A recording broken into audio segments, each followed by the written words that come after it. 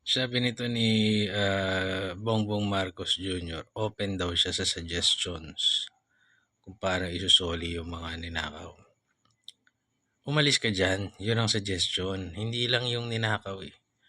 Hindi naman pwedeng 89 billion yung ninakaw, susoli ka 50 billion. Kita ka ng 39 billion pa rin. Umalis ka dyan, ayan mo si Sara yung mamuno, at saka kahahabulin ng bayan, saka kakasuhan kung sino man yung dapat makasuhan. Kasi alam mo, sir, hindi lang naman yung corruption yung issue eh. Napakarami. Hindi nakafocus ka dyan eh.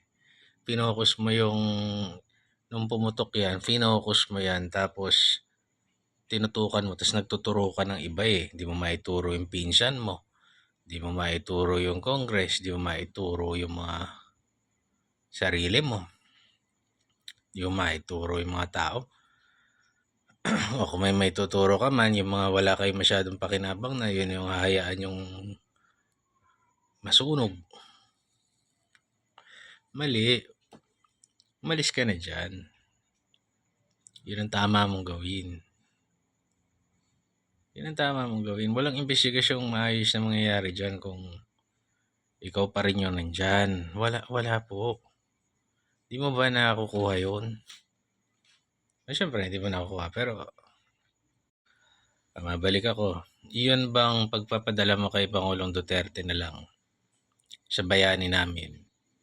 Sa taong naglingkod sa bayan natin.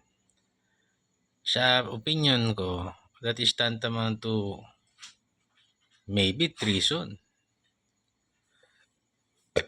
Biruin mong hinayaan mo litisin ng ibang mga tao yung Filipino citizen. Kahit saan mong tignan eh, tayo na, tarantado na lang yung gagawa ng katwiran litisin siya doon. Binalanghiyan niyo yung sovereignty natin.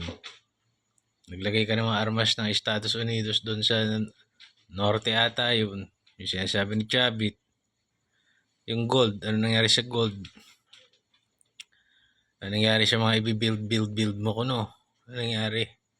Diyos ko naman, Presidente. Open to suggestions ka pa talaga. Umalis ka dyan, yun ang suggestion. Alam mo, mamumura ka talaga eh. Dahil ano ka eh, talagang, alam mo parang yung narcissist na tanga. Alam mo yung feeling mo umiikot sa yung mundo pero tanga ka naman. Karamihan ng narcissist may yabang eh, pero ikaw pa, humble ka kunwari sa harap ng mga tao, tanga-tangahan ka.